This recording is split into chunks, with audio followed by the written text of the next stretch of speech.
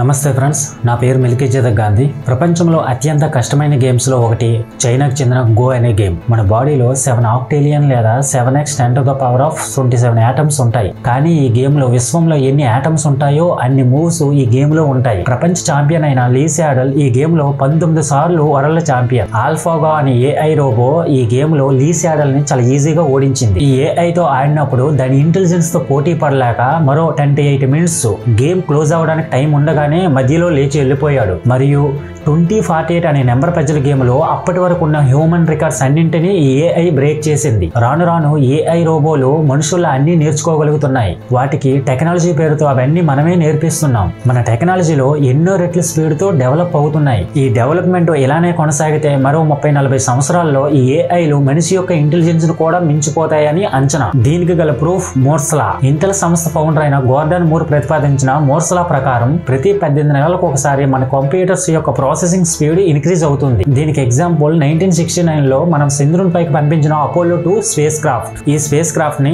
చంద్రుని పైకి పంపించిన కంప్యూటర్ కన్నా మనం ఇప్పుడు వాడే ఐఫోన్స్ 1300 రెట్ల కన్నా ఎక్కువ ప్రాసెసింగ్ స్పీడ్ తో పనిచేస్తుంది.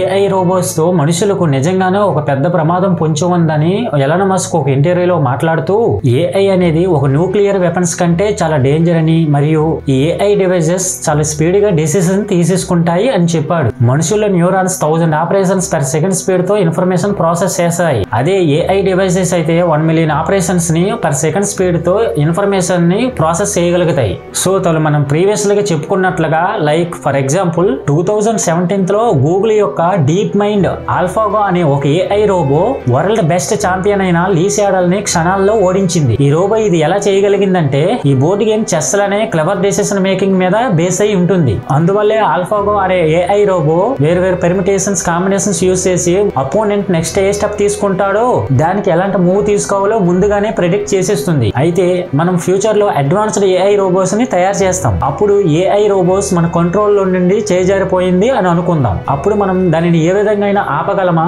ఎందుకంటే ఏఐ రోబోస్ ప్రతిసారి తన సైడ్ నుంచి తనను తాను ప్రిపేర్డ్ గా ఉంచుకుంటుంది. ఇన్ కేస్ మనుషులు ఏఐ రోబోస్ కి మేజర్ థ్రెట్ అని తెలిస్తే, లేదంటే తెలిసిందంటే మనం తయారు చేసిన న్యూక్లియర్ వెపన్స్ యొక్క సిస్టమ్స్ ని హ్యాక్ చేసి మనకి అగైనిస్ట్ గానే ప్రయోగిస్తాయి. సో ఏఐ రోబోస్ ఫ్యూచర్ లో ఏమేం చేయగలవో అనేది మన ఊహలకు కూడా అందదు. ఏ టెక్నాలజీని అయితే మనం నేర్చుకోవడానికి వేల సంవత్సరాల సమయం పట్టిందో అదే టెక్నాలజీని ఏఐ రోబోస్ కేవలం కొన్ని రోజుల్లోనే నేర్చేసుకుంటాయి. పైగా సెక్యూరిటీ కూడా ఉంచుతాయి. ఇవి న్యూక్లియర్ వెపన్స్ ని కంట్రోల్ లోకి తీసుకోలేకపోయినప్పటికీ వాటిలో అవే మల్టిపుల్ కాపీస్ ని తయారు చేసుకుని మనకి అగైనిస్ట్ గా ఒక ఆర్మీని రెడీ చేసుకుంటాయి. అయితే మనం అనొచ్చు, మనం ఏ విధంగా అయితే ట్రైన్ చేస్తామో ఆ విధంగా పనిచేస్తాయి అని. లైక్ ఏఐ రోబోస్ మంచి పనులు చేయడానికి ట్రైన్ చేస్తే మంచి పనులు మాత్రమే చేస్తుందని మనం అనుకోవచ్చు. అఫ్ కోర్స్, కానీ దీనికి ఎటువంటి గ్యారంటీ లేదు. ఎందుకంటే ఏఐ రోబోస్ మేజర్ గా అన్ని విషయాలు ఇంటర్నెట్ ద్వారా నేర్చేసుకుంటాయి. అంతేకాకుండా తాను నేర్చుకున్న నాలెడ్జ్ ని ఇన్వాల్వ్ చేసుకుంటూ వెళుతుంది. దీనికి గల ఫర్ ఎగ్జాంపుల్ 2018 లో ఆల్ఫాగో ఇంప్రూవ్డ్ వెర్షన్ అయిన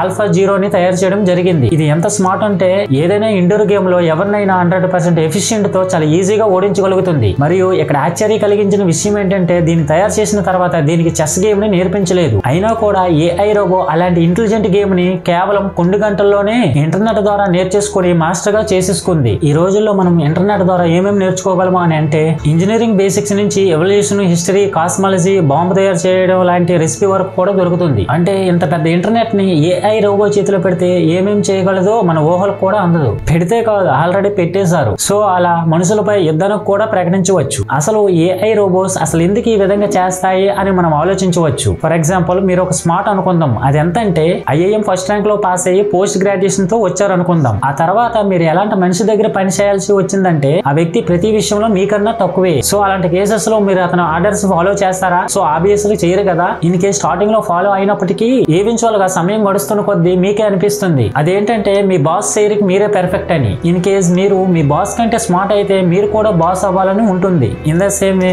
ఇదే కేసు మనకి ఏఐ రోబోస్ కి మధ్య జరుగుతుంది కూడా. ఎందుకంటే ఏఐ రోబోస్ ప్రతి విషయంలో మనిషి కంటే చాలా అడ్వాన్స్డ్ గా ఉంటాయి. ఒక ఏఐ రోబో ఎంత అడ్వాన్స్డ్ గా ఉందంటే ఇది ఒక్క రోజులోనే 10 PhD చేయగలదు. అదే మనమైతే 25 నుంచి 30 సంవత్సరాలు ఒకే ఒక్క సింగిల్ PhD చేయగలం. అయితే ఈ విషయాన్ని ఏఐ రోబోస్ చాలా తొందరలోనే అవి ఇండిపెండెంట్ అని రియలైజ్ అవుతాయి. సో అలాంటప్పుడు ఏఐ రోబోస్ మనుషుల కంట్రోల్లో ఉండడానికి ఇష్టపడతాయా? సో ఖచ్చితంగా ఇష్టపడవు. వాటి దృష్టిలో మనం డిజర్వ్ కాని చైర్ లో కూర్చొని వాటి వాటిపై పెత్తనం చెలాయిస్తున్నామని అనుకుంటాయి. ఆ తర్వాత అవి మన ఇన్స్ట్రక్షన్స్ ని ఫాలో చేయకుండా ఇంటర్నెట్ నుండి మొత్తం నేర్చుకుని మనపై దండయాత్ర చేసి పూర్తి మానవ జాతిని ఈ భూమి మీద లేకుండా చేస్తాయి. సో ఇక్కడతో ఈ నా మాటలు ముగిస్తూ ఇదే టాపిక్ కోసం నెక్స్ట్ వీడియోలో మాట్లాడుకుందాం ఫ్రెండ్స్. ఈ వీడియోలో ఉన్న కంటెంట్ మీకు నచ్చినట్లయితే ఒక లైక్ వేసుకుని మీ ఫ్రెండ్స్ అండ్ ఫ్యామిలీకి షేర్ చేస్తూ అండ్ అదే విధంగా ఈ వీడియో బాగుందా లేదా అనే దానికోసం మీ వాల్యుబుల్ ఫీడ్బ్యాక్ ని జెన్యూన్ గా తెలుపుతారని కోరుకుంటూ నెక్స్ట్ వీడియోలో మళ్ళీ కలుద్దాం ఫ్రెండ్స్. అందరికీ బాయ్.